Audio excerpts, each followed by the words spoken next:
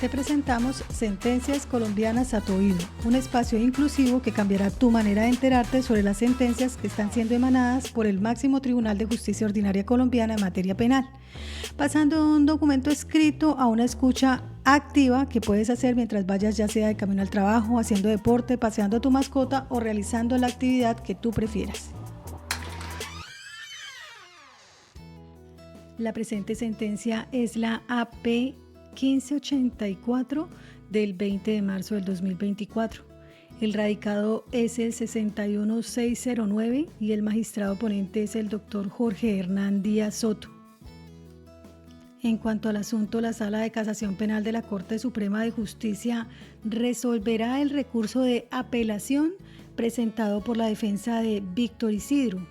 La defensa apeló la decisión de la Sala Especial de Primera Instancia de esta misma corporación, por medio de la cual se pronunció sobre las solicitudes probatorias elevadas por las partes en el curso de la audiencia preparatoria. En cuanto a los hechos, el 1 de octubre del 2012, mediante decreto número 1193 de esa misma fecha, Víctor Isidro, en su calidad de gobernador del departamento del Caquetá, creó el cargo de jefe de la Oficina de Control Interno, adscrito a su despacho.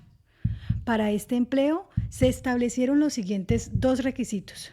Primero, ser abogado, entre otras profesiones. Y segundo, contar como mínimo con 3 años de experiencia relacionada en asuntos de control interno, según lo dispuesto en el parágrafo primero del artículo 8 de la Ley 1474 del 2011. Ya el 29 de octubre del 2012, Víctor Isidro nombra a Álvaro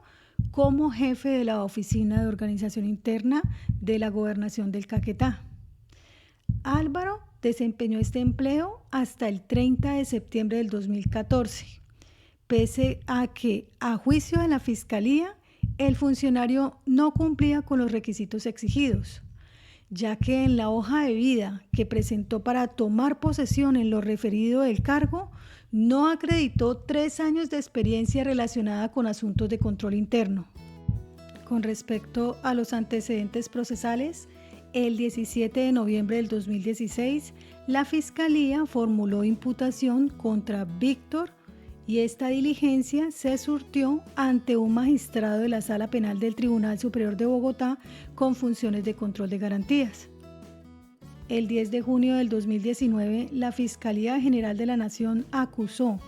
en audiencia celebrada ante la Sala Especial de la Corte Suprema de Justicia, a Víctor como presunto autor del delito de prevaricato por acción, que está consagrado en el artículo 433 del Código Penal, en concurso homogéneo y sucesivo. El 13 de mayo del 2021, en el marco de la audiencia preparatoria, tanto la Fiscalía como el apoderado del acusado presentaron sus respectivas solicitudes probatorias. La representación de las víctimas y el delegado del Ministerio Público se abstuvieron de ello. Para una mejor comprensión del caso, la sala en este particular solo se referirá a las pruebas solicitadas por el defensor de Víctor y que, como se explicará más adelante, fueron objeto de controversia por parte del mismo abogado. Entre otros elementos materiales probatorios, el apoderado de Víctor solicitó como prueba documental la certificación suscrita por la representante legal del movimiento político Mira, el 8 de octubre del 2012. En esa certificación, ella describe las funciones que Álvaro desempeñó como secretario de campaña de la colectividad entre el 1 de febrero del 2008 y el 20 de diciembre del 2011. Argumentó la defensa que con ese elemento demostraría que esa persona sí contaba con la experiencia requerida para ocupar el cargo de jefe de la Oficina de Control Interno de la Gobernación del Caquetá, dado que en el pasado había desempeñado funciones relacionadas con ese cargo. Esto además en atención a que el referido partido político era el competente para certificar tanto las labores cumplidas en ese empleo como el tiempo que prestó sus servicios para esa colectividad. La defensa también solicitó la admisión en juicio de la certificación del movimiento político Mira con fecha de 4 de octubre del 2016. En ese documento se denuncian las funciones que Álvaro desempeñó como secretario de campaña para ese partido desde el 1 de febrero del 2008 hasta el 20 de diciembre del 2011. A esta solicitud fueron agregados 2 documentos anexos. De una parte, la copia auténtica del contrato de trabajo a término indefinido que el referido ciudadano suscribió con el representante legal del movimiento Mira. Y de otra parte, la certificación auténtica de fecha de 4 de octubre suscrita por una persona llamada María Claudia, sin que el abogado explicara el contenido de este escrito. La defensa manifestó que esas pruebas le permitirían demostrar que Álvaro sí contaba con la experiencia requerida al momento de tomar posesión del cargo. También el tipo de vinculación laboral que tuvo con el mencionado partido político, el tiempo de servicio, las funciones cumplidas, entre otros. Estos documentos serían incorporados con la testigo de acreditación Nidia Marlene, que era la asesora jurídica del partido Mira. En igual sentido, el abogado requirió el concepto emitido por la directora de Gestión y Desempeño Institucional de la Función Pública del 11 de enero del 2015, en el que se explica qué debe entenderse como experiencia relacionada para el cargo de jefe de la Oficina de Control Interno. Este documento fue remitido por la referida funcionaria al Tribunal Administrativo del Caquetá, en el marco del proceso de nulidad y restablecimiento del derecho que Álvaro instauró contra la Nación, Procuraduría General de la Nación. El defensor del procesado argumentó que con esa prueba desvirtuaría los supuestos fácticos de la acusación, dado que ese concepto demuestra que esa persona sí cumplía con los requisitos para desempeñar el aludido cargo en la gobernación del Caquetá. Demandó también la admisión del manual específico de funciones y requisitos y competencias para los empleados de la planta del personal de la gobernación del departamento del Caquetá. Este es el decreto 002625 del 30 de diciembre del 2010. Sustentó que en este documento están contenidas las funciones a cargo del gobernador, por lo que permitiría demostrar en el juicio oral si le asistía o no el deber de revisar las hojas de vida de las personas que ingresarían a integrar su equipo de gobierno. Y finalmente, la defensa solicitó la admisión de la comunicación de la Comisión Nacional del Servicio Civil que el exgobernador Víctor obtuvo después de requerirla para que le indicara la forma en que la gobernación debía proceder para proveer el cargo de jefe de la Oficina de Control Interno. Esto para demostrar que el procesado actuó de manera diligente, solicitando el acompañamiento de las autoridades competentes para proceder con la creación del cargo y que su único interés fue el de respetar los parámetros establecidos en la normatividad.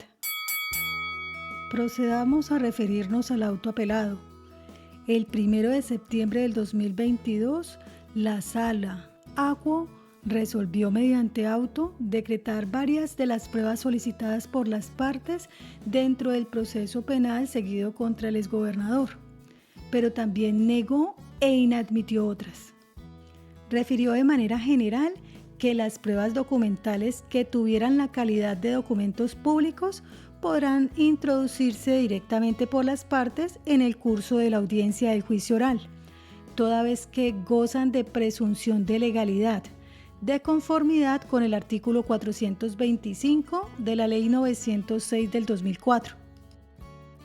En lo atinente a las solicitudes probatorias de la defensa, concretamente de los documentos solicitados, el Acuo negó la práctica de la certificación del movimiento Mira del 4 de octubre del 2016, así como sus documentos anexos, al considerar que se trataba de documentos repetitivos y dilatorios. Argumentó que tanto la certificación como el contrato de trabajo de Álvaro con el mencionado partido político guardaban estrecha relación con la certificación suscrita por la representante legal del partido Mira, pues ese escrito también da cuenta de las funciones que desempeñó esa persona como secretario de la campaña de la colectividad desde el 1 de febrero del 2008 al 20 de diciembre del 2011. Este elemento además fue decretado en favor de la defensa y en el desarrollo del juicio oral sería incorporado a través del testimonio de la referida representante legal. Eso demuestra que ambos documentos corresponden, tanto en su descripción como en lo relacionado con su pertinencia, con la prueba que sí fue decretada por la sala. En especial porque con ellas la defensa intenta demostrar que Álvaro, para el momento de su posesión como jefe de la Oficina de Control Interno de la Gobernación del Caquetá, sí contaba con la experiencia relacionada con el cargo. Lo anterior se dio sin que el defensor explicitara un elemento diferenciador entre una y otra que justifique el decreto conjunto en cuanto al tiempo desempeñado, funciones y cargo. La sala también señaló que la copia del contrato de trabajo no rebatía ningún hecho contenido en la acusación, ni servía para descalificar la teoría de la Fiscalía en este caso. Sobre todo, porque el ente acusador nunca ha puesto en tela de juicio la vinculación laboral de Álvaro con el partido político Mira. En lo relativo al segundo documento anexo, esto es la admisión de la certificación del 4 de octubre del 2016, el ACUO reconoció que se trataba de un documento auténtico y contaba además con un testigo de acreditación para su eventual incorporación al juicio. Sin embargo, rechazó su práctica en el debate, atendiendo a que el defensor omitió indicar la información que ese medio probatorio contiene y no expresó la contribución que esa certificación ofrece a su teoría del caso, o qué hecho materia de la acusación intentaba rebatir, o por lo menos hacerlos menos probable, por lo que ante su inutilidad tampoco será admitida su práctica.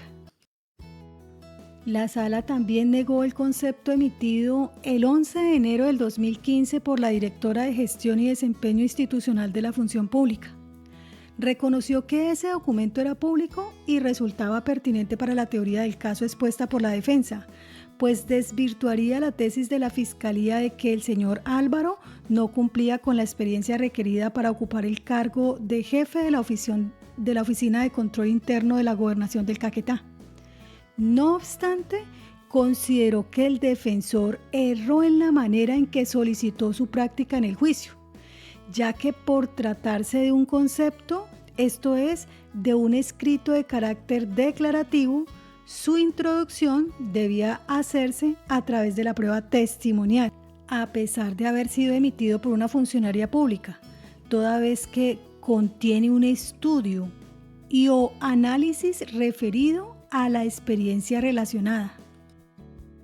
Agregó que el artículo 429A del Código de Procedimiento Penal dispuso que los elementos materiales probatorios producidos por las autoridades administrativas en el marco de sus actuaciones, como es el caso de conceptos, informes, experticias y demás medios de conocimiento, pueden ser ingresados al juicio, pero por intermedio de quien los suscribió o participó en la actuación administrativa correspondiente. También señaló que aceptar la incorporación de esa prueba como documental y no como prueba testimonial, la cual además fue practicada dentro del proceso de nulidad y restablecimiento iniciado por Álvaro, conllevaría al equivocado resarcimiento de la prueba trasladada en el marco del proceso penal acusatorio, desconociendo los principios de inmediación, publicidad y contradicción que caracterizan ese procedimiento penal. Ya en tratándose del Manual Específico de Funciones y Requisitos de Competencias para los empleados de la planta del personal de la Gobernación del Departamento del Caquetá, la Sala Especial de Primera Instancia reconoció que había lugar a su admisión, ya que con esa prueba la defensa fundamentaría su teoría del caso en cuanto a la inocencia del procesado. Sin embargo, fijó algunas reglas respecto de su práctica en juicio, atendiendo que ese mismo medio había sido ordenado en favor del ente acusador. Así las cosas, dispuso que, si la Fiscalía incorpora de manera integral el referido manual a través de su exhibición y lectura, de conformidad con el artículo 431 de la Ley 906 del 2004, para la defensa resultaría innecesario su aducción en juicio,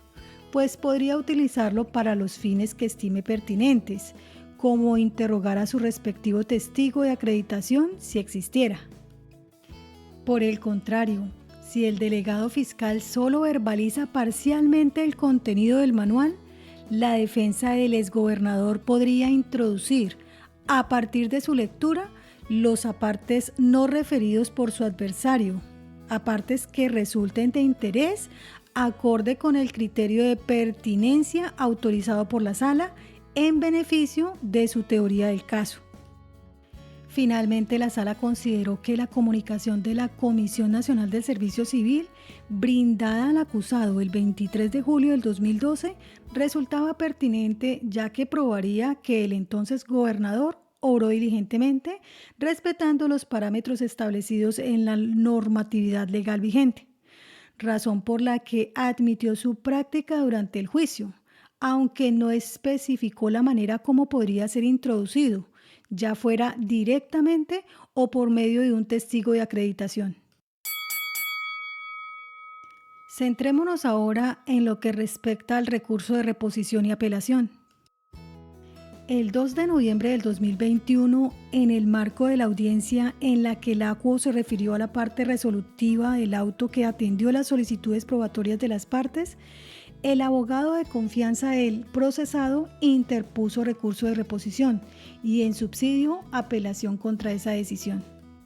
El abogado argumentó que la Sala desconoció el principio de igualdad de armas que inspira el sistema penal acusatorio, así como el derecho a la igualdad, ya que mientras el delegado de la Fiscalía quedó facultado para introducir directamente en el juicio las pruebas documentales que tuvieran la calidad de documentos públicos, eso mismo le fue negado a la defensa. En ese sentido, solicitó que el ACUO le permitiese la incorporación directa de ese tipo de documentos que fueron decretados durante la audiencia preparatoria. Concretamente, primero, el concepto emitido por la directora de Gestión y Desempeño Institucional de la Función Pública. Segundo, el manual de funciones de los empleados de planta de la Gobernación del Caquetá. Y tercero, la respuesta de la Comisión Nacional del Servicio Civil respecto a la forma en la que la Gobernación debía proveer el cargo de jefe de la Oficina de Control Interno. Él enfatizó que el concepto rendido por la directora de Gestión y Desempeño Institucional de la Función Pública, ese concepto debía ser introducido directamente en el juicio, sin que para ello fuese necesario la práctica de un testimonio, ya que cumple con todas las características para ser considerado como un documento público, según lo dispuso el artículo 423 del Código General del Proceso. La defensa también solicitó la admisión del certificado del movimiento político Mira de fecha 4 de octubre del 2016 y sus documentos anexos, así como la declaración con la que esos elementos serían incorporados en el juicio oral, ya que por tratarse de una prueba común para ambas partes, debió ordenar su práctica en favor de la defensa,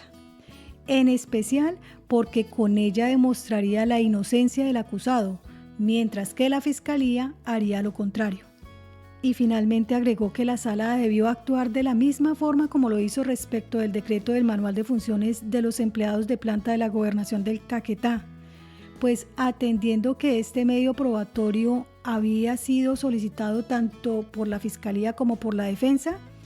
la Sala ordenó la prueba para ambas partes, fijando algunas reglas respecto de su práctica en la audiencia de juicio oral. Ya en cuanto a los no recurrentes, la Fiscalía solicitó de manera principal declarar desierto el recurso, dado que para ella el recurrente no lo sustentó en debida forma, ni tampoco controvirtió los argumentos que expresó la sala para adoptar la decisión objeto de debate. Subsidiariamente, el ente requirió confirmar la decisión. Señaló que el defensor no explicó la razón por la cual la sala habría incurrido en una distinción de trato, en especial porque el acuo reconoció que tales documentos tenían el carácter de documentos públicos. Sin embargo, atendiendo que el contenido del concepto emitido por la directora de Gestión y Desempeño Institucional de la Función Pública es de índole declarativo, este no podía ser incorporado en el juicio como prueba documental, so pena de vulnerar los principios de contradicción e inmediación, aunado a que el defensor se abstuvo de controvertir los argumentos con los que la sala fundamentó el carácter declarativo del documento y la necesidad de que fuese introducido en juicio por medio de un testigo de acreditación.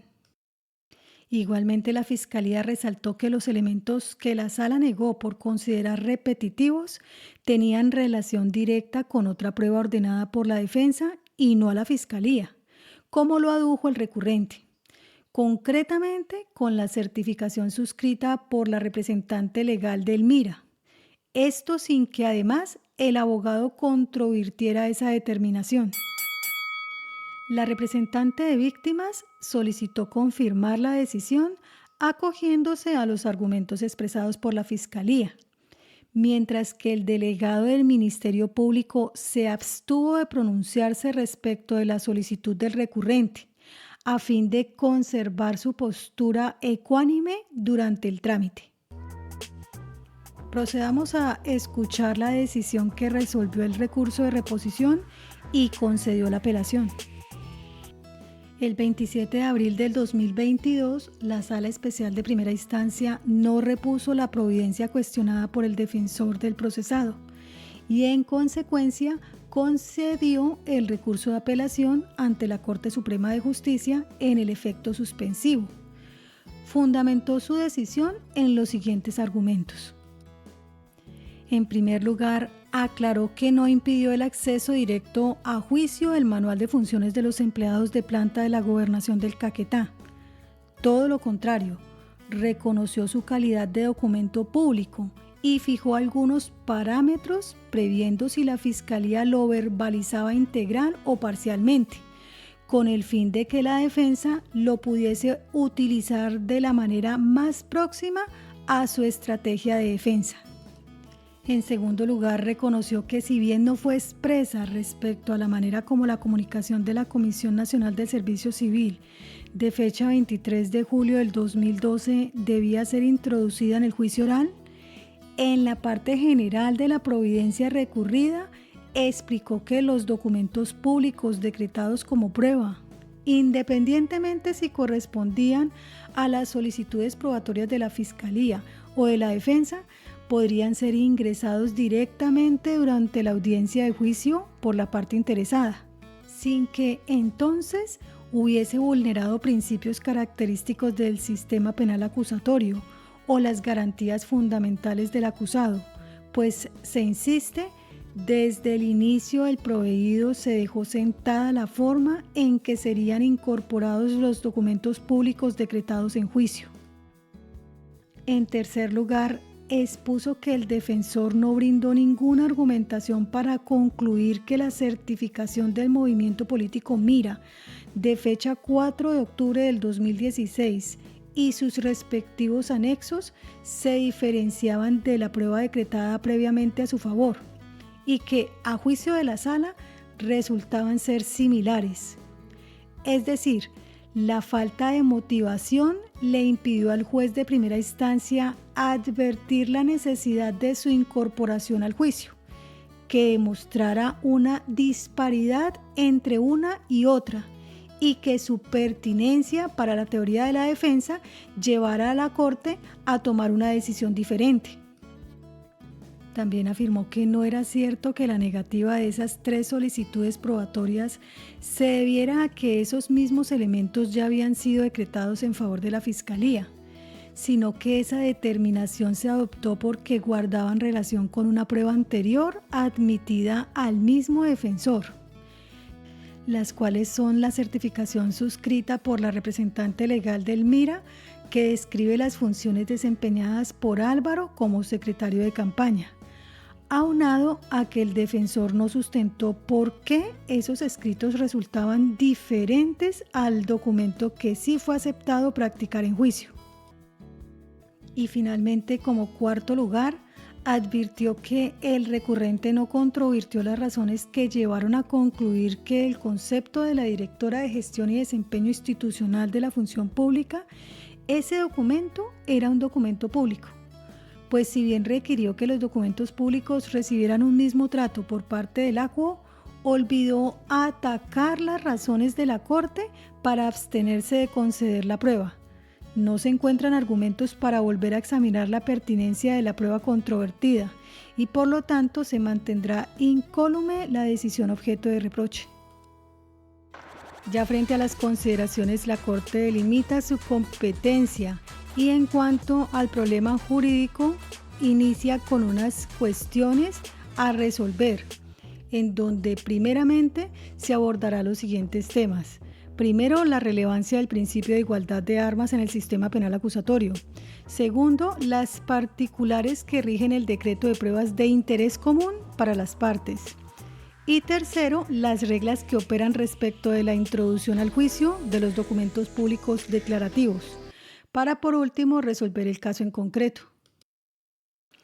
En cuanto a los problemas jurídicos, en esta oportunidad la Sala deberá resolver las siguientes cuestiones. Primero, si, como lo afirmó el recurrente, el ACUO vulneró el principio de igualdad de armas al no permitírsele la inclusión directa en el juicio de una serie de documentos públicos solicitados por la defensa del procesado en el marco de la audiencia preparatoria. Segundo, si el juez de primera instancia debió admitir a favor de la defensa una prueba documental, a pesar de que ese mismo medio ya había sido ordenado por solicitud de la Fiscalía. Y tercero, si el ACUO erró al considerar que un documento público de índole declarativo no podía ser incluido directamente en el juicio, sino que lo procedente era introducirse en el juicio mediante una prueba testimonial. Veamos de qué se trata ese principio de igualdad de armas en el sistema penal acusatorio. El principio de igualdad de armas constituye uno de los principios básicos del sistema penal acusatorio, ya que este se caracteriza por ser un sistema de partes enfrentadas o en controversia. Por ese motivo, tanto la Fiscalía como la defensa deben estar en la posibilidad de contar con iguales oportunidades para participar en el debate. Esto es, con las mismas herramientas de persuasión, los mismos elementos de convicción, sin privilegios ni desventajas, a fin de convencer al juez de sus pretensiones procesales. Esto lo tiene la sentencia CSJ-AP 1663 del 27 de abril del 2022, radicado 61276. Precisamente esta Corte, al referirse sobre el aludido principio, ha resaltado su trascendencia e importancia de cara a lograr procedimientos dinámicos e igualitarios entre el agente fiscal y la parte defensora. De ahí su relevancia en el marco de la audiencia preparatoria, dado que ambas partes deben conocer los medios de convicción con los que cuenta su oponente y respecto de los propios que ha de justificar en audiencia pública, porque esos elementos resultan ser pertinentes, útiles y conducentes en relación con la teoría del caso que se quiere probar en el juicio. Al respecto, en uno de los primeros pronunciamientos sobre esta máxima procedimental se indicó que el principio de igualdad de armas, el cual constituye una de las características fundamentales de los sistemas penales con tendencia acusatoria, Implica en nuestro ordenamiento adjetivo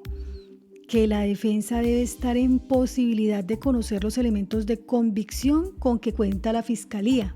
y que hará valer en el juicio, incluyendo las evidencias recaudadas que favorezcan al acusado, pues de ellos depende el diseño de la estrategia de la defensa, como complemento de tal prerrogativa, con el fin de que el aludido principio sea una realidad en el debate de juzgamiento. El legislador dispuso que la Fiscalía debe también conocer el material de convicción recopilado por la defensa desde la formulación de la imputación e incluso desde el momento en que tuvo conocimiento de la existencia de la indagación. Parafraseando a la Corte Constitucional, el principio de armas se dinamiza en dos direcciones complementarias. De un extremo, se traduce en que los contendores en el proceso deben contar con las mismas oportunidades para participar en el debate. Y de otro, en términos probatorios. Aquella regla implica la necesidad de que la defensa y la Fiscalía tengan acceso al mismo material de evidencia requerido para sustentar y enfrentar su teoría del caso. Acto propio del acusador, no obligado para el defensor, pero que también lo puede hacer en el debate que tendrá lugar en el juicio. Sin embargo, de acuerdo al artículo 12 de la Ley 906 del 2004, la materialización de este principio depende de que las partes cumplan con sus deberes procesales dentro de la actuación.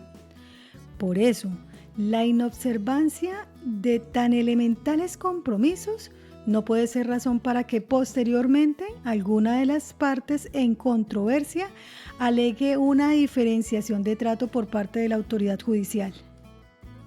Si, por ejemplo, el defensor no cumple con las reglas que rigen la solicitud de pruebas para que sean admisibles en juicio, entre otras que se refieran directa o indirectamente a los hechos de la acusación, o sea, la pertinencia, y por lo tanto el medio es inadmitido por el juez en el marco de la audiencia preparatoria, tal decisión en ningún caso supone una vulneración al principio de igualdad de armas, ya que en realidad esa negativa solo se debió a la propia negligencia de la parte. El funcionario judicial, como un tercero imparcial, no puede desconocer el sistema de partes que rige el procedimiento acusatorio para solventar las deficiencias en la petición, ni para ordenar el decreto oficioso de la prueba solicitada efectuosamente. Esto de acuerdo al artículo 361 del Código de Procedimiento Penal. Es importante señalar que durante la audiencia preparatoria ocurre la depuración de los elementos solicitados por las partes, pues no solamente solicitan la admisión de los medios probatorios que serán sometidos a debate durante la audiencia de juicio oral, sino que también peticionan la exclusión, rechazo e inadmisibilidad de los postulados por su contradictor. De cara a lo anterior, la jurisprudencia de la Corte ha abogado para que esa audiencia concluya con una decisión integradora respecto de las solicitudes probatorias planteadas por las partes e intervinientes especiales, a fin de que quede debidamente definido el material probatorio a debatir en la audiencia de juicio oral. En ese sentido, en un esquema acusatorio, la Corte ha dicho que no tienen cabida decisiones confusas, ambiguas, inciertas o dudosas, menos aún cuando se trate de aquellas cuyo propósito es definir las armas probatorias con las que contarán las partes para demostrar su particular teoría del caso. Tampoco decisiones implícitas respecto de la admisión o no de los medios probatorios demandados por las partes. Y es que en la sentencia CSJP 5911 del 8 de octubre del 2015, radicado 46109, se determina: en el evento en el que el funcionario judicial responda parcialmente a las solicitudes probatorias de las partes, debe aceptarse que estará vulnerando de inmediato uno de los pilares del sistema adversarial, cuál es la igualdad de trato jurídico entre los sujetos procesales, más conocida como igualdad de armas en el proceso penal. toda vez que en una fase siguiente las falencias que alberga su proveído se harán evidentes, ya sea porque ante la imposibilidad de ingresar o practicar un medio probatorio, la parte afectada así lo alegue, o como en el caso presente, o sea, en esa sentencia, el juez en aras de sanear o enmendar su error, se verá impelido a adoptar determinaciones que privilegian o dan supremacía a una de las partes, en tanto fallará conforme a sus propios prejuicios. Por la misma razón anteriormente expuesta, en un debate dialéctico no deben prosperar las pretensiones probatorias tácitas o sobreentendidas, ni mucho menos avalarse las decisiones implícitas,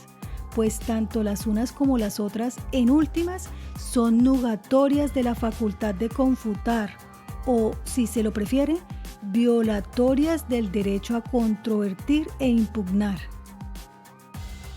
Dicho de otra forma, resulta un imposible discutir y confrontar razonamientos y argumentaciones que se desconocen por no haber sido expresadas.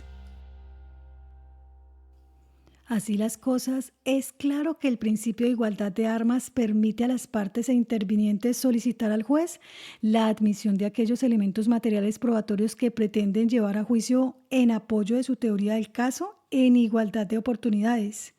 siguiendo las obligaciones que ello supone, como lo es hacer mención expresa de su pertinencia y utilidad, de acuerdo al artículo 375 del Código de Procedimiento Penal. Sin embargo, como seguridad a ello, esto es, de la igualdad entre las partes que debe imperar durante el juicio, la autoridad judicial, por su parte, debe adoptar decisiones claras con respecto a los medios probatorios admitidos en juicio, impidiendo que durante el juicio oral se surtan nuevos debates o exista confusión respecto a las pruebas admitidas, así como la forma en la que serán practicadas en juicio. Esto como una forma de aseguramiento de otros principios superiores, como lo es el caso de celeridad y concentración. Procedamos a referirnos a la prueba de interés común. La Ley 906 del 2004 no prevé expresamente la posibilidad de que las partes soliciten la misma prueba, aunque nada lo prohíbe. En ese sentido, la jurisprudencia de la Corte ha dicho que la Fiscalía y la Defensa tienen la posibilidad de solicitar para su examen directo una o más pruebas decretadas a su contraparte, siempre que el medio suasorio corresponda a la teoría del caso, con los hechos contenidos en la acusación. Esto, salvo en aquellos eventos en los que la defensa proponga una teoría fáctica alternativa, o con los temas objeto de controversia o que hagan más o menos probable las circunstancias y credibilidad de otros medios. Para ello, de acuerdo a la sentencia CSJAP 896 del 2015, radicado 45011, y CSJAP 2901 del 2019, radicado 55136, cada parte está obligada a presentar los argumentos sobre la pertinencia de la prueba, así como a acreditar la conducencia y utilidad cuando se presente controversia respecto de esos requisitos. Esto no debe ser motivo para que la defensa deba presentar una argumentación opuesta o contraria a la expresada por el ente acusador al momento de sustentar la solicitud probatoria, pues se ha aceptado el decreto de pruebas con homogeneidad de fundamentos de pertinencia entre las partes, entendiendo que con su práctica buscan conclusiones distintas. En ese sentido, la jurisprudencia que sobre esa materia ha fijado esta Corte en sentencia CSJAP 2197 del 2016, radicado 43921, ha reconocido como violatorio a los derechos y garantías de las partes que una prueba común sea negada a una de las partes por habérsela concedido previamente a la otra, dado que si se renuncia a su práctica, eso afectaría inexorablemente los derechos de la otra. Precisamente la Sala, refiriéndose a la prueba documental común, consideró que su negativa para permitirla exclusivamente a aquel que la pidió primero lesiona garantías fundamentales, como el debido proceso, defensa e igualdad, pues si la fiscalía desiste de la prueba, la contraparte se quedará sin la prueba. Ahora pasemos a tratar la incorporación de documentos públicos declarativos. La jurisprudencia de esta Corte ha distinguido entre aquellos documentos que fungen como medio de prueba y aquellos que constituyen tema de prueba. Los primeros, los que fungen como medio de prueba, hacen referencia al contenido del documento. Esto es, cuando lo documentado es lo relevante, es decir, el dato consistente en la manifestación de voluntad en él materializada, mientras que en los segundos, que constituyen tema de prueba, lo que interesa es el documento en sí, su materialidad, ya sea porque se haya puesto en duda su autenticidad o porque sea el cuerpo mismo del delito. Esta Corte ha explicado esa diferenciación entre otras oportunidades, concretamente en el auto AP 2071, radicado 54929 del 26 de agosto del 2020, radicado 54929, que vale la pena reiterar. La doctrina clásica colombiana, el documento es el resultado de una actividad humana. Es toda cosa que sirve de prueba histórica, indirecta y representativa de un hecho cualquiera. Puede ser declarativo o representativo, cuando contenga una declaración de quien lo crea u otorga o simplemente lo suscribe, como es el caso de los escritos públicos y privados. Puede ser únicamente representativo, no declarativo, cuando no contenga ninguna declaración, como ocurre con los planos, cuadros, radiografías, dibujos o fotografías.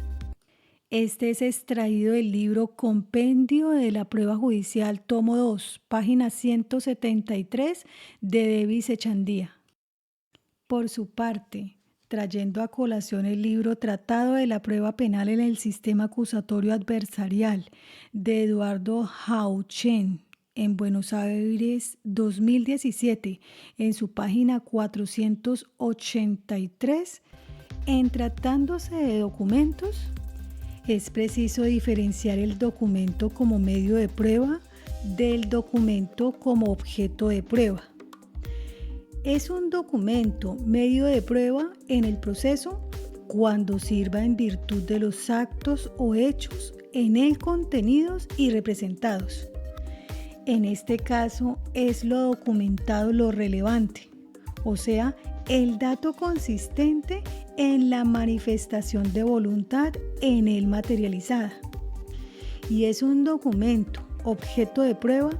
cuando lo que interesa no es su contenido, sino el documento en sí, en su materialidad, ya sea porque se haya puesto en duda su autenticidad o porque sea el cuerpo mismo del delito. Ahora, el artículo 424 del Código de Procedimiento Penal contiene una lista de los documentos que sirven como prueba en el proceso. Esto es, los textos manuscritos, mecanografiados o impresos, así como cualquier otro objeto similar o análogo. Además, el artículo 429A ibidem hace referencia a otros documentos que tienen una naturaleza declarativa y por ende sirven como medio de prueba. Los conceptos, informes, experticias y demás medios de conocimiento obtenidos, recolectados o producidos por las autoridades administrativas en desarrollo de sus competencias podrán ser ingresados al juicio por quien los suscribe, por cualquiera de los funcionarios que participó en la actuación administrativa correspondiente o por el investigador que recolectó o recibió el elemento material probatorio o evidencia física. Esto porque, como lo ha explicado la jurisprudencia, tales escritos corresponden a aportes de conocimiento, investigaciones, interpretaciones, análisis de resultados con base en información recolectada o en poder de la entidad informante, dentro del ámbito de sus competencias, sin ser asimilados al peritaje. En ese sentido, en el precitado auto AP 2071 radicado 54929 del 2020, reiterado posteriormente en el auto AP 5342 del 2021, radicado 615, la Corte consideró que los conceptos o informes pueden ubicarse entre la categoría de prueba testimonial y la prueba documental. Por ende, a la hora de practicarse en juicio, deberá tenerse en cuenta que quien suscribe el documento no actúa ni como testigo ni como perito, por lo que su dicho se concretará solo a afirmaciones objetivas relativas a los datos entregados y o recolectados en desarrollo de sus competencias. Sobre este punto, es importante reiterar lo siguiente. Los informes, estudios, análisis, evaluaciones y o cualquier otro instrumento de características similares que en la mayoría de las ocasiones son elaborados por personas jurídicas o instituciones, lógicamente por medio de personas físicas. No se encuentran estos regulados de manera específica en la Ley Procesal Penal colombiana como medios de prueba. Estos, eminentemente de naturaleza declarativa, refieren la mayoría de las veces a aportaciones de conocimiento y o investigaciones por parte de analistas de datos, con base en información recolectada y o en poder de la entidad informante, sin ser asimilados al peritaje. Es por tal naturaleza que el informe puede ubicarse a medio camino entre el testimonio y el documento. Sin embargo, de solicitarse su introducción como prueba en el juicio oral, deberá tenerse en cuenta que quien suscribe el estudio o el análisis no actúa ni como testigo ni como perito, por cuanto lo que manifieste no se refiere a hechos que hubiere percibido casualmente, como el testigo, ni a conclusiones técnicas como las del perito,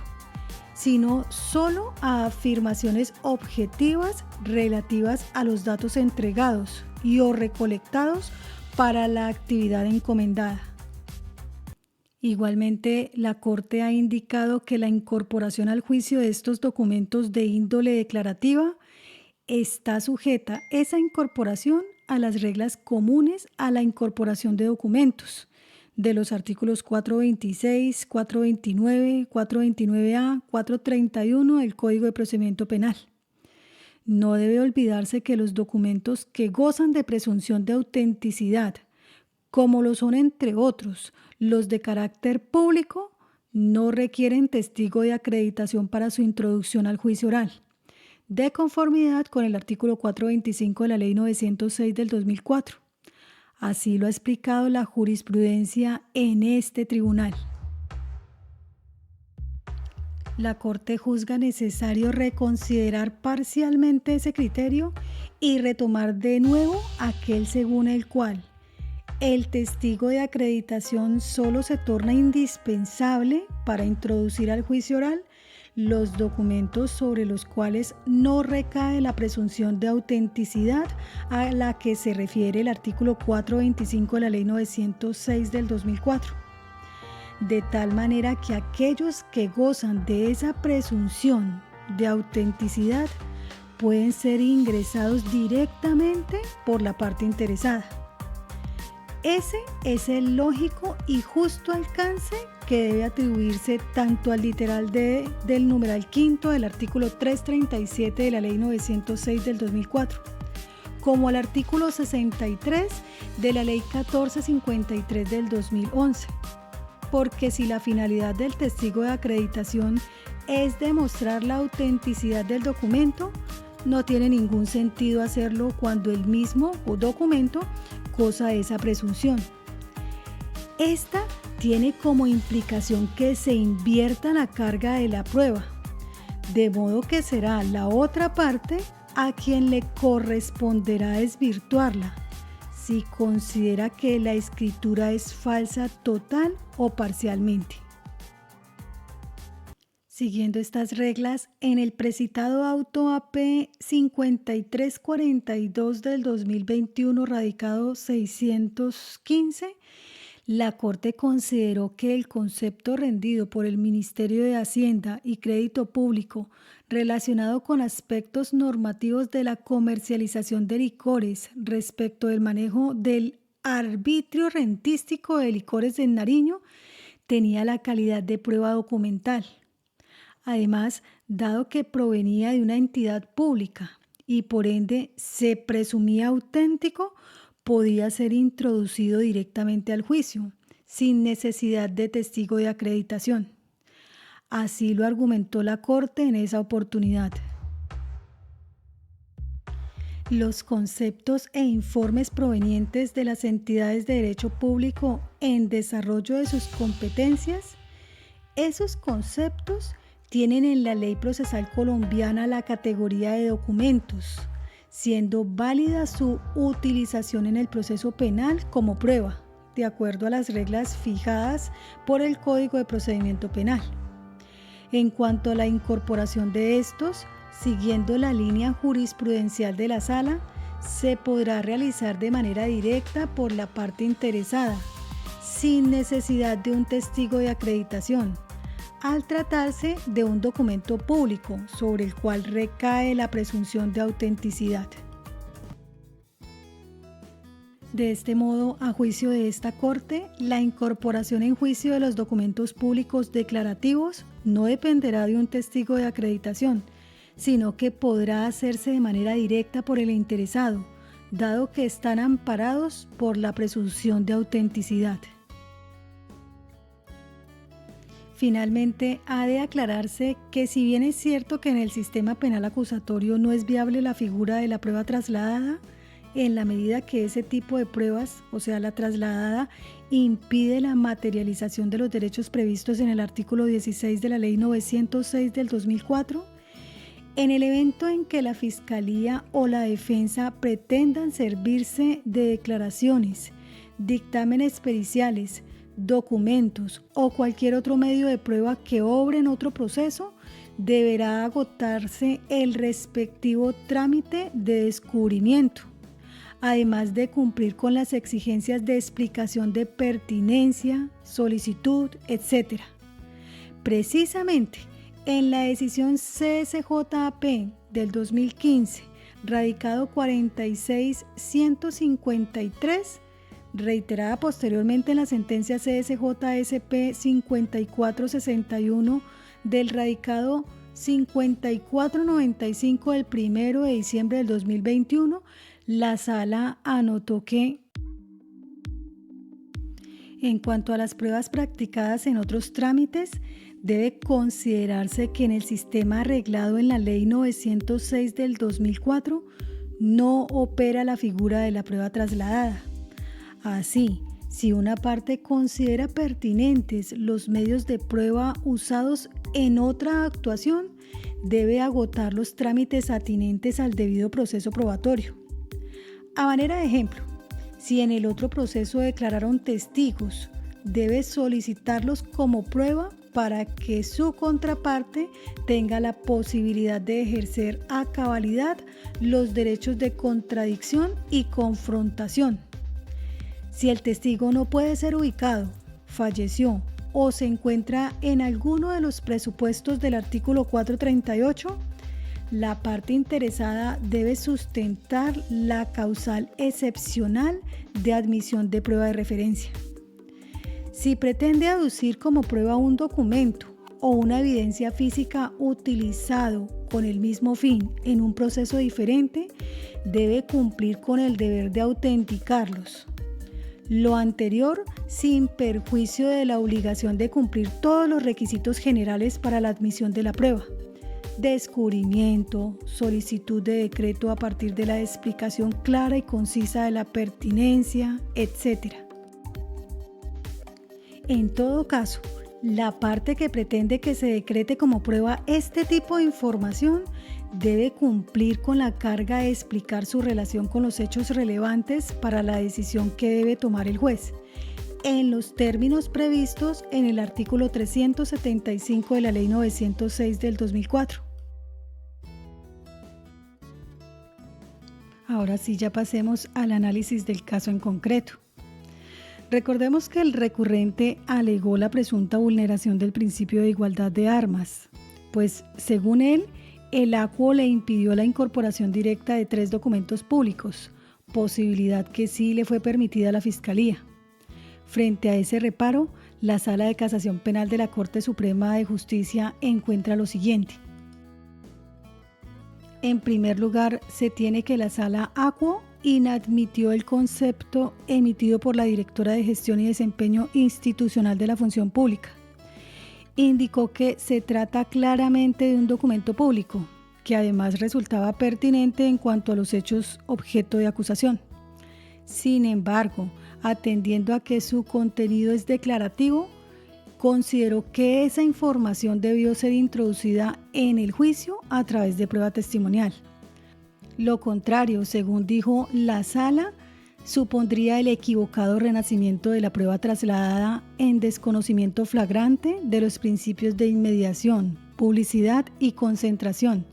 que se encuentran en los artículos 250 constitucional y los 15, 16, 18, 374, 378, 379 y 381 de la Ley 906 del 2004. En ese respecto, la Corte concuerda con el acuo en que el referido concepto se trata de un documento público, dado que fue suscrito por una funcionaria pública en ejercicio de sus funciones. También en que corresponde a un documento declarativo, ya que en ese escrito se explica qué debe entenderse por experiencia relacionada para el cargo de jefe de oficina de control interno. Aunado a que, como lo concluyó la Sala, se trata de una prueba pertinente, pues con él se desvirtuará uno de los supuestos fácticos de la acusación. Esto es, que el señor Álvaro no cumplía con la experiencia requerida para ser nombrado en el cargo tantas veces mencionado en la gobernación del Caquetá, pues presuntamente no había desarrollado con anterioridad. Sin embargo, la Corte se aparta de la conclusión de la Sala Especial de Primera Instancia, según la cual la práctica de ese documento en juicio debió estar mediada por un testigo de acreditación. A juicio de esta corporación, lo correcto es que en este caso es permitir su incorporación directa en el juicio penal adelantado en contra del aquí procesado, dado que los documentos públicos declarativos, al considerarse auténticos, no necesitan testigo de acreditación para su admisión en juicio. En esos casos, como ya se explicó, solo se necesita que hayan sido descubiertos oportunamente y en su práctica solicitada y decretada en la audiencia preparatoria. Ha de recordarse que ese requisito es exigible en los eventos en los que el escrito no se presume auténtico y por ende el testigo ha de demostrar la autenticidad del documento. Esta exigencia no tiene sentido, se insiste, cuando el mismo goza de esa presunción legal, de acuerdo al artículo 425 de la Ley 906 del 2004.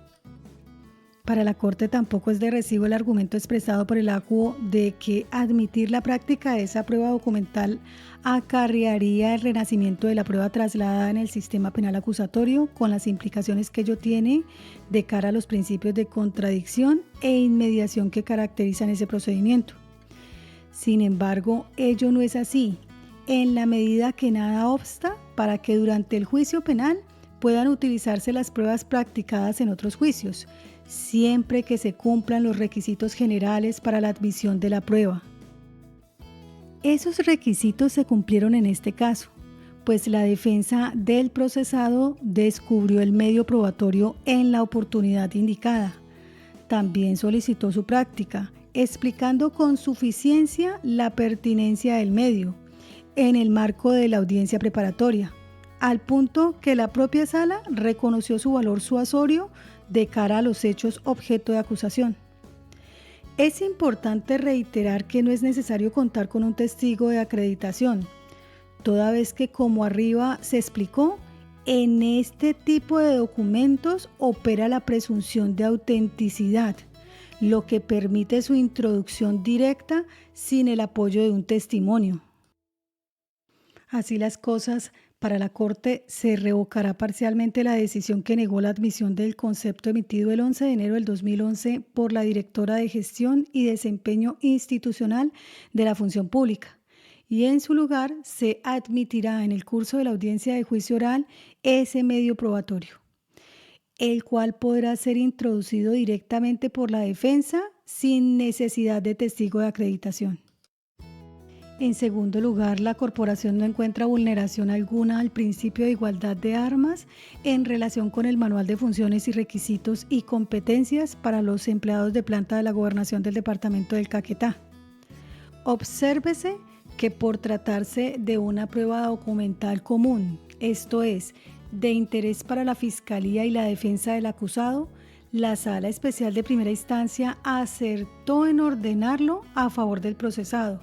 ya que con ello se aseguró que su abogado podrá practicarlo en juicio, así la Fiscalía renuncia a él.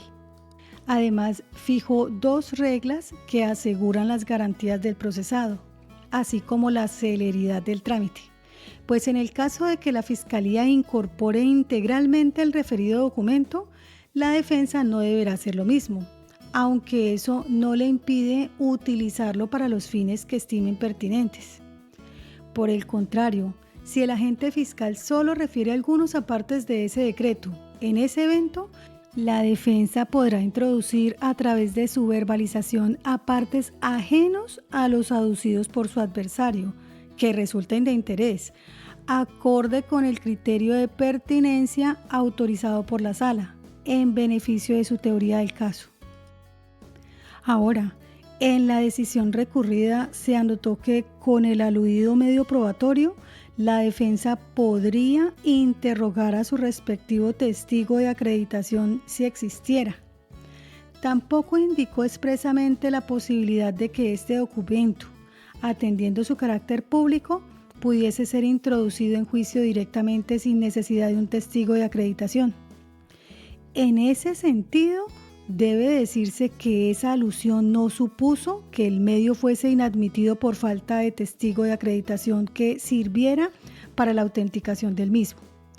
Como se ha dicho en reiteradas ocasiones, los documentos públicos están amparados por la presunción de autenticidad y por ende pueden ser introducidos directamente en la audiencia de juicio oral. Además, al inicio de la decisión que resolvió las solicitudes probatorias de las partes, el acuo señaló de manera general lo siguiente: los documentos públicos que sean decretados como prueba, en la medida que gozan de presunción de autenticidad conforme a lo previsto en el artículo 425 de la Ley 9067 del 2004, podrán ser integrados directamente por la parte interesada. Por tal motivo, esta corporación no encuentra la necesidad de revocar la decisión adoptada, en tanto se insiste, la prueba fue admitida por el acuo sin necesitar de un testigo de acreditación para su práctica. En tercer lugar, esta corporación rechaza el reclamo del recurrente respecto a la supuesta vulneración del principio de igualdad de armas en relación con la comunicación del 23 de julio del 2012 de la Comisión Nacional del Servicio Civil, que explicó la forma cómo la gobernación debía proceder para proveer el cargo de jefe de la Oficina de Control Interno, toda vez que este medio fue admitido por el acuo tras reconocer que resultaba pertinente para la estrategia de la defensa. Aunque si bien es cierto que la sala no explicitó que por tratarse de un documento público no necesitaba de testigo de acreditación para su introducción en el juicio, eso pudo deberse a lo anotado en la parte general de la providencia. Sin embargo, tal precisión se echa de menos, dada la claridad que debe imperar en estos temas entre las partes e intervinientes especiales, por lo que es deseable, y así se exhorta a la Sala Acuo, que se evite la adopción de decisiones implícitas respecto a la forma como los medios probatorios serán introducidos en el juicio oral. Esto en aras de evitar confusiones y otros malentendidos que acarreen la interposición de los recursos de reposición y apelación. En lo relativo a la admisión del certificado del 4 de octubre del 2017 expedido por el Movimiento Mira y sus documentos anexos, los cuales, según el recurrente, fueron ordenados a la Fiscalía, por lo que se estaría ante una supuesta prueba común, esta corporación encuentra que ello no es así, ya que, de una parte, ese documento no fue solicitado por el agente fiscal entre sus solicitudes probatorias, y por ende la sala no se pronunció respecto de su admisión en juicio. De otra parte, las razones que llevaron a la Acuo a inadmitir esos medios probatorios estuvieron fundadas en que tanto la certificación y sus anexos resultaban repetitivos e inútiles. Esto por cuanto ya había admitido otro medio probatorio que perseguía los mismos fines que esos otros documentos. Obsérvese que el defensor alegó que esos medios le permitirán demostrar en el juicio, primero, que Álvaro contaba con los requisitos exigidos para el momento de la posesión en el cargo de jefe de la Oficina de Control Interno. Segundo, el tipo de vinculación de Álvaro con el MIRA. Tercero, la clase de contrato. Cuarto, el tiempo de servicio. Quinto, las funciones. Sexto, los aportes realizados a la seguridad social durante su vinculación laboral con el movimiento político. Y séptimo, si quien expidió la certificación tenía competencia para ello. Por lo que al sustentar la pertinencia del medio probatorio que sí fue admitido, el defensor manifestó que con ese documento se demostraría que, primero, Ávila sí contaba con la experiencia requerida para ocupar el cargo tantas veces mencionado. Segundo, había desempeñado funciones relacionadas con el cargo. Y tercero, el partido político Mira era el competente para certificar las labores que desarrolló y el tiempo durante el cual trabajó para esa organización. En suma, esa prueba le permitirá derruir los supuestos fácticos sobre los cuales soporta la acusación el ente fiscal. Ambas explicaciones confirman que la finalidad de los medios probatorios resultaba muy similar, por lo que la práctica de uno solo de ellos en juicio resulta suficiente para los fines buscados por la defensa, tal y como lo indicó la Corporación de Primera Instancia. Adicionalmente, atendiendo que el recurrente no presentó razones diferentes a las ya anotadas para rebatir el rechazo de la prueba y sus documentos anexos, y que adicionalmente, en virtud del principio de limitación de la alzada, el estudio por parte del juez de segunda instancia debe concretarse en los puntos de inconformidad planteados por los recurrentes, la sala confirmará la decisión en lo que respecta al rechazo de la certificación suscrita por la representante legal del Movimiento Mira, de fecha 4 de octubre del 2016 y sus documentos anexos. Y es así como en su resolución la Corte Suprema de Justicia revoca parcialmente la providencia emitida por la Sala Especial de Primera Instancia de esta corporación en el sentido que accede a la solicitud probatoria de la defensa relacionada con el concepto emitido por la Directora de Gestión de Desempeño Institucional de la Función Pública de fecha 11 de enero del 2015. Confirma los demás aspectos el auto objeto de apelación y recuerda que contra esta decisión no procede recurso alguno. Aprovecho para agradecerle a todos los miembros del canal por formar parte de esta comunidad. Por favor, apóyenme compartiendo este podcast con sus amigos, dándole like si fue de provecho profesional y sobre todo suscribiéndose al canal si todavía no lo está. Nos vemos en el siguiente podcast.